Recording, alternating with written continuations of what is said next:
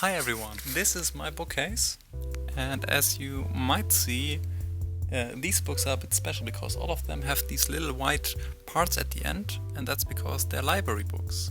I reserve one full shelf of this shelving unit for library books. Maybe you also go to the library often just to find stuff that you actually like, because there isn't a monetary value attached to it.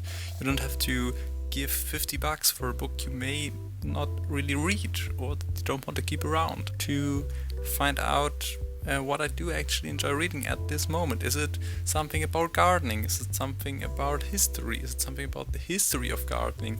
Is it maybe a story about gardening? These are all things I cannot know before I actually buy a book, or I at least find very hard to know exactly what I want before I buy it. I mean, a friend of mine always buys the books they actually enjoy from the library. I don't do that because, again, this is my bookcase and it is very much space for that.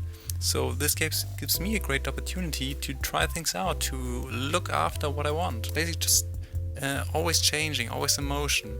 Some I just brought back 2 days ago to the library, some will be in the library in maybe 2 weeks, some will be in there in 3 months, because I can actually keep them around for very long if nobody orders them, because that actually costs money and it's also very bad because I have to give back the books I rented. But it's just not a great way to enjoy what your local library has to offer, because books can be expensive, and giving out 30 euros for something where you don't know if you actually want to keep it is a big commitment. And there are some books I definitely want to have, like this one, but it's also okay if I can just say, alright, then I don't.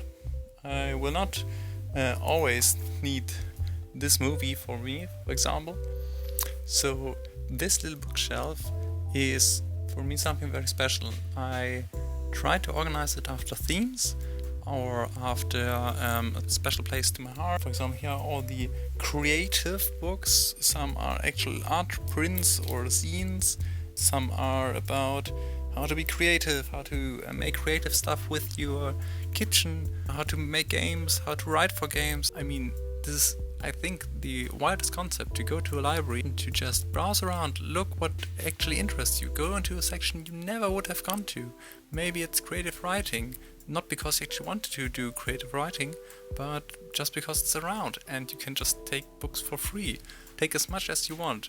I think I can rent out like 54 things at the same time. I can only keep them for the maximum, I think, are 3 months. But I mean, it's like 45 things in 3 months. I can't read that much. I also can't watch that much, because you can actually rent out DVDs as well. This is the reason why I bought a DVD player in 2024. We will probably make another video for that.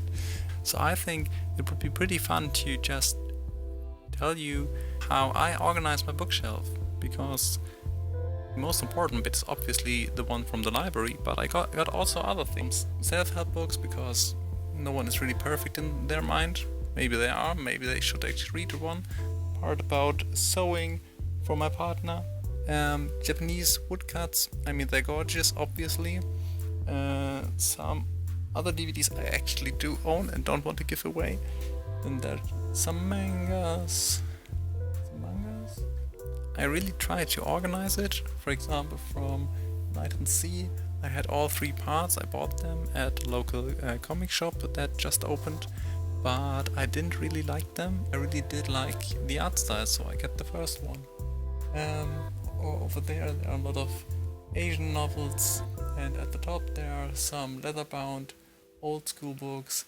Frontier, an absolute adorable comic. That's basically my bookcase.